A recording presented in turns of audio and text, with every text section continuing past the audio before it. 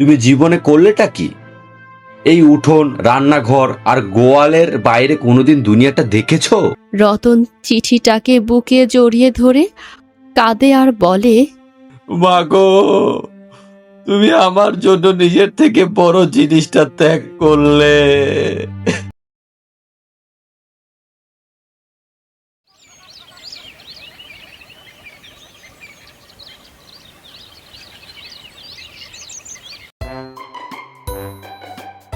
দাদু ভাই ঈশান, একটু কাছাকাছি আয় না রে।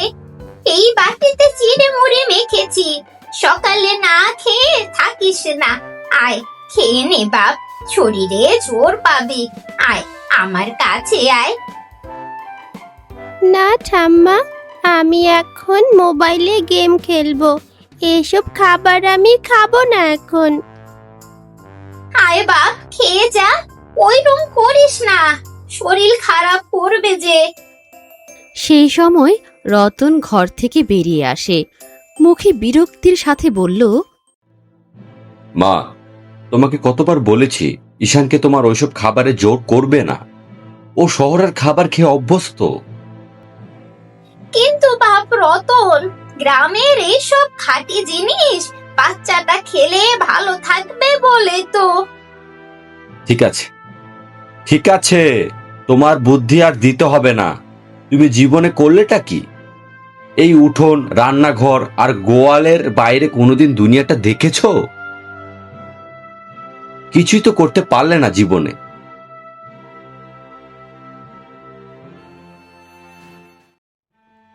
তুমি এসব কি বলছো?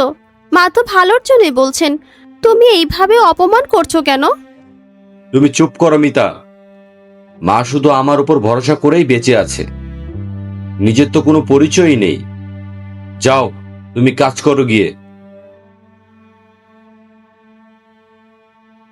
এরপর রতনের মা আর কিছু বলল না। সে বাড়ির উঠোনের পাশে চুপ করে বসে পড়ল।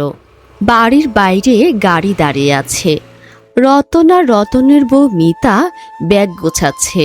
বিমলা একটা টিফিন বক্স হাতে নিয়ে দাঁড়িয়ে আছে। তুই তো আবার শহরে চলে যাচ্ছিস। এই দেখ না, আমি সকাল সকাল উঠে তোর জন্য এই পিঠেগুলো বানিয়েছি, একটু নিয়ে যা না বাবা। উফ মা, এসব করার আবার কি দরকার ছিল? আর তোমার পিঠে তো রাস্তায় গরমে খারাপ হয়ে যাবে। আমার সময় নেই, আমি আসছি। মা, দিন আমার কাছে দিন, আমি নিয়ে যাচ্ছি। আপনি এত কষ্ট করে বানিয়েছেন, নিয়ে যাব না? দিন আমার কাছে দিন। মিতা, কথা বাড়িও না বলছি। মা, যাচ্ছি তাহলে। তোমার যদি কোনো দরকার হয় হরিহর মাস্টার মশাইকে বলবে, আমি টাকা পাঠিয়ে দেব, ঠিক আছে? রতন আর মিতা গাড়িতে উঠে শহরের পথে রওনা দেয়। আর বিমলার চোখ দিয়ে এক ফোঁটা জল গড়িয়ে পড়ে। কিছুক্ষণ পর দেখা গেল হরিহর মাস্টার মশাই আসছেন। পরনে ধুতি ও পাঞ্জাবি, চোখে চশমা, বয়স আনুমানিক ৬০ কি ৬৫ হবে। তিনি বিমলা দেবীর কাছে এসে বললেন, আপনি কাঁদছেন কেন? আর শুনলাম আপনার ছেলে নাকি এসেছে। তারা সব কোথায়? আর আপনি এখানে একা কাঁদছেন, কি হয়েছে আপনার? বলে বলুন তো আমাকে। তখনই বিমলা দেবী চোখ মুছে কিছুক্ষণ চুপ থেকে বললেন, না, কিছু হয়নি মাস্টার মশাই। এই ছেলেটা চলে গেল, সেই জন্য একটু মনটা খারাপ লাগছিল। আমি এই তো শুনলাম সে কয়দিন আগে এসেছে, সেই জন্যই তো দেখা করতে এলাম। ওর সাথে কিছু কথা ছিল। ও চলে গেছে তাহলে? হ্যাঁ, চলে গেল।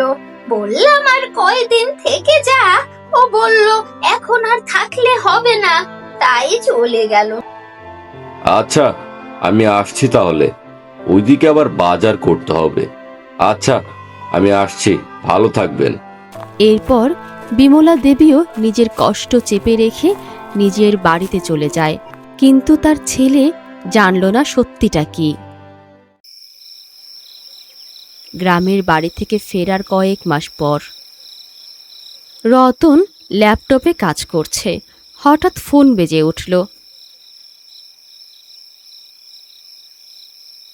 হ্যালো, মাস্টার মশাই, কেমন আছেন? রতন, তুই এখনই গ্রামে আয় বাবা। তোর মা আর নেই রে, হঠাৎ হার্ট অ্যাটাক করেছে, ডাক্তার আসার সুযোগও পেল না। কি কি বলছেন? মা নেই? আমি আমি এখনই যাচ্ছি। ঠিক আছে, রাখুন, আমি আসছি। একটু তাড়াতাড়ি আসিস তাহলে বাবা। হ্যাঁ, আমি এখনই বেরিয়ে পড়ছি।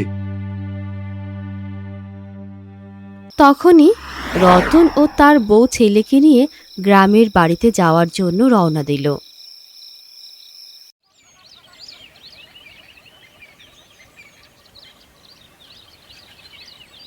রতন ও তার পরিবার নিয়ে চলে এসেছে গ্রামের বাড়িতে। এসে দেখে মা মারা গেছে। তারপর রতন তার শ্রাদ্ধ শান্তি শেষ করে সেদিনই রাতে তার মার ফাঁকা ঘরে খাটের উপরে বসে আছে। সামনে মায়ের একটা পুরনো কাঠের বাক্স।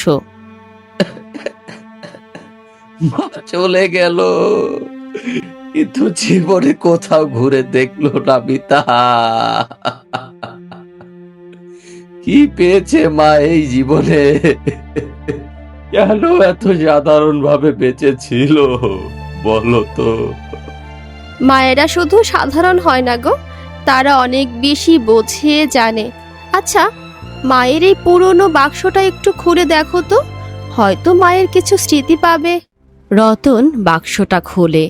খোলার পর দেখতে পায় ভেতরে একটা ভাঙা হারমোনিয়াম আর একটা শুকনো ফুলের মালা আর প্রায় 10 থেকে 12টা গোল্ড মেডেল ও পুরনো খবরের কাগজ।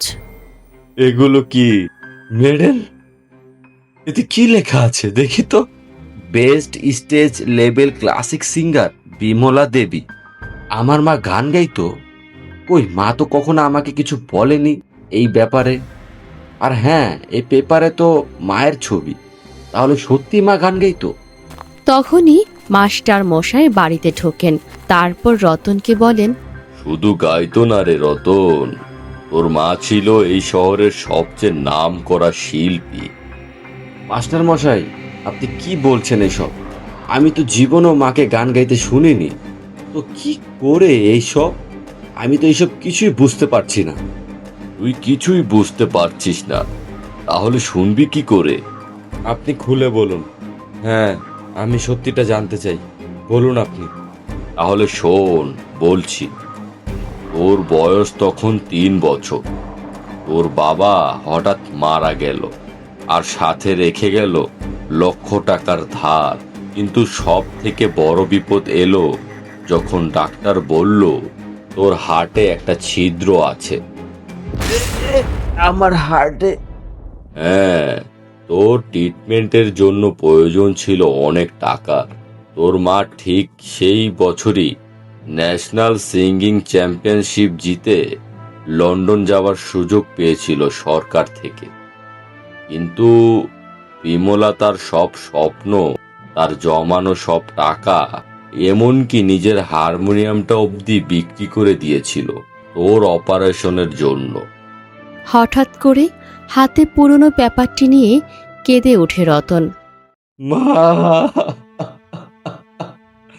এত বড় কথা তুমি আমাকে কোনোদিন বলনি। আমি জীবনেও তোমাকে চিনলাম না। আমি কত অবহেলা করেছি তোমার। অবহেলা তো করেছিস, এখন আর কেঁদে কি হবে বল?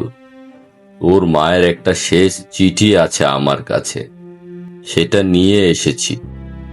বিমলা বলেছিল যখন আমি থাকবো না, তখন এই চিঠিটা আমার ছেলে রতনকে দিস। তারপর মাস্টার মশাই একটা খাম দেন। রতন খুলে পড়তে শুরু করে। আমার রতন, তুই যখন এই চিঠি পড়বি, তোর মা তোর থেকে অনেক দূরে চলে গেছে। তুই ভাবতিস আমি জীবনে কিছু করিনি, কিন্তু বাবা, একটি মায়ের জীবনে সব থেকে বড় সাফল্য কি জানিস? সেটা হলো তার ছেলে। তোর ওই ছোট্ট মুখটা দেখার পর আমার অন্য সব স্বপ্ন তুচ্ছ হয়ে গেছিল রে। বিদেশ গেলে হয়তো বড় শিল্পী হতাম, কিন্তু তোকে মৃত্যুর হাতে ছেড়ে দিয়ে কি করে থাকতে পারতাম বল? তুই বড় হয়েছিস, এত বড় চাকরি করছিস, এর থেকে বড় পুরস্কার আমার আর কি হতে পারে বল? আর তুই এত ভালোবাসা দিয়েছিস বাবা, আমার কোনো বলার ভাষা নেই। একটা কথা বলবো, ঈশানকে আমার মতো করে একটু আদর ভালোবাসা দিস, আর ভালো থাকিস আমার খোকা। ইতি তোর মা, বিমলা দেবী। তারপর রতন চিঠিটাকে বুকে জড়িয়ে ধরে কাঁদে আর বলে, মা গো, তুমি আমার জন্য নিজের থেকে বড় জিনিসটা ত্যাগ করলে, আর আমি তোমাকে বুঝতে পারলাম না। তোমাকে কত কথা শুনিয়েছি, আমি তোমার যোগ্য ছেলে হতে পারলাম না মা। আমায় ক্ষমা করে দিও মা, আমায় ক্ষমা করে দিও। তখনই মিতা রতনের কাছে গিয়ে বলে, কেঁদে আর কি হবে বলো?